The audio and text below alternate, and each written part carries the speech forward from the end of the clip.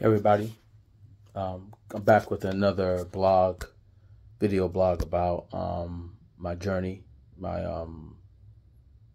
some of the changes that I'm making in my journey to change my life and to make permanent changes so that I can live healthier. I'm going to talk about accountability today. One of the big problems that I had, well, can say continue because it's an ongoing process, is being accountable for my health, making sure that I stay on track. So like I said, I don't know if I said this in my previous video, but I never had a primary healthcare physician before as an adult. I went to the doctor when I was 37, and my blood pressure was elevated. It was like 140 over 80. I was about 215 then.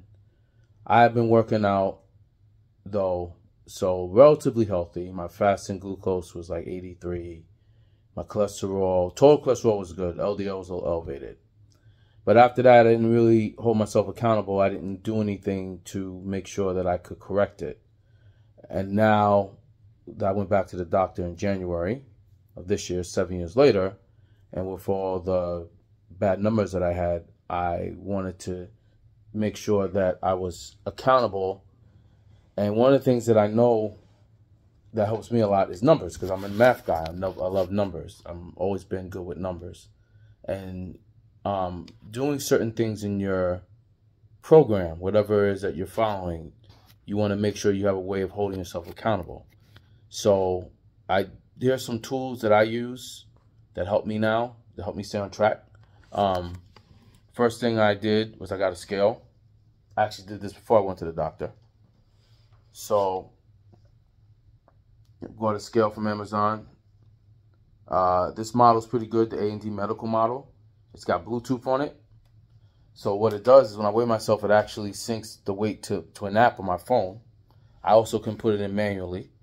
So I started weighing myself January 22nd. I weigh myself every Tuesday morning, and I make it a routine. Every Tuesday is weigh-in day in the morning, right after I use the bathroom, before I take a shower, get dressed, weigh myself. So I've been steadily losing weight. I was 232 when I first weighed myself.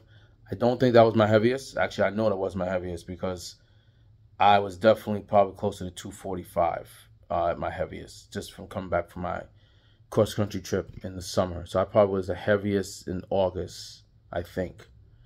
And now I'm down to 213 and a half as of this past Tuesday. So making a lot of progress. I think I've lost about 30 pounds altogether, but about 20 since I started weighing myself. So a little more than a month and a half ago.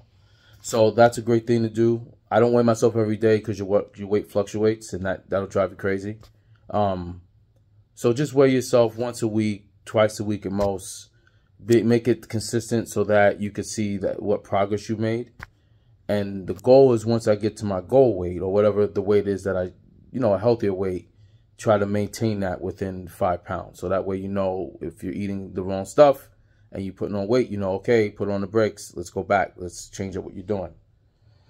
I had to get a blood pressure monitor because when I went to the doctor, my blood pressure was out of control. And he said, look, I'm not going to put you on meds, but I want you to measure your blood pressure at home.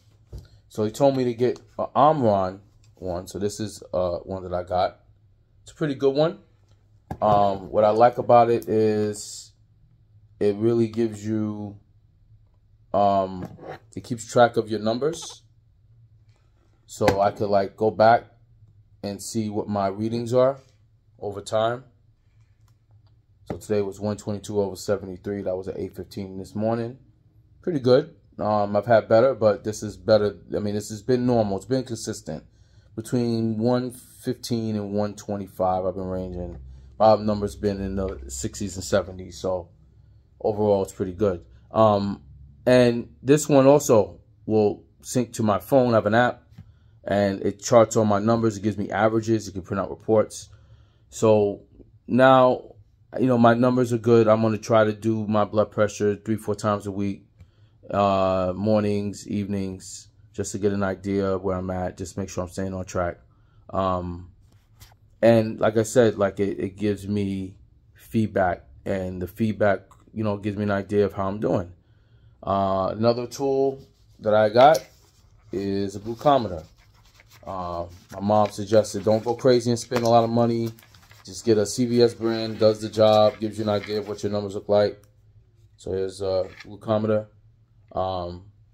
And once again, this stores, this doesn't go to an app, but it does store my numbers, which is great. You know, so, you know, here's some of the numbers, and I do it, you know, after eating, sometimes in the morning, to see what my fasting sugars are. My numbers have been pretty good, between, you know, 98 and 115 on average. Sometimes I get low 100s. It's been pretty good after eating. So 2 hours after eating, you want your number to be, for diabetics, it should be under 180, 2 hours. But for someone who's not diabetic, 2 hours after eating, you want to be under 130, 120, even lower if you can. You know, I would like to get those numbers even lower, but they're normal. Even for someone that isn't diabetic, they're normal. So that's good. I plan to get my A1C checked in April, which is 3 months after my last one was checked. So that'll give me an idea of what my, you know, how glycated my red blood cells are, because the A1C takes an average of your blood sugar over a 3 month time. So it really gives you an idea of your highs and lows, and it's a percentage. So it was 6.8 in January, which is the diabetes range. I want to definitely try to get that number. My goal is getting the normal range, which is under 5.7. So that's what I'm aiming for. But definitely should see a decrease. And now, and I also take supplements. Now, this one's a great one. These are all over the counter. But like I said, I would, before you even think about doing anything like this, definitely talk to your doctor. But this one, the chromium picolinate, really good. What it does is essential trace mineral, and it supports healthy blood sugar maintenance and metabolic function. And what it does is it takes the sugar cravings away. So I take 2 a day, 1 before breakfast, 1 before dinner. And after like 3 days or so, you really see the difference. It really started to cut my cravings down big time. So this is a great supplement, over the counter. Highly recommend it. And it'll help you lose some weight too, as well. My mom also suggested, when she found out that I had my A1C was high, she suggested taking cinnamon, and I take 2 of these a day. So I take it with the chromium, and this is supposed to help blood sugar metabolism. A lot of research on cinnamon, and this take two of these a day. And then organic bitter melon, they sell this at Whole Foods, and this also helps with balancing your blood sugar levels. And I know my mom takes it, and she said it definitely makes a difference. But like I said, you definitely want to talk to a health care physician before you start doing things like that. All right, so other things that I've done. So I work out all the time, and I'm going to take you down to my gym in the basement. And one of the things that I did to really help is to put down the numbers in my gym. So I got my cardio machines, got my ab crunch, got my weights. Especially after when the pandemic hit and my gym closed, I started building a gym for my wife and I, Stephanie and I. So like, I put down my numbers, it's motivation. And my whole motto is get it down, keep it down, no excuses. And that's just something I'm living by now. I have the same thing. So the main thing is you got to hold yourself accountable. That's the only way, whatever it is that you need to do. These are just some of the things that I do. And I'll be back again to talk about just some of the foods that I eat and other things that I'm doing. But thanks for listening, and I'll stay tuned. See you soon.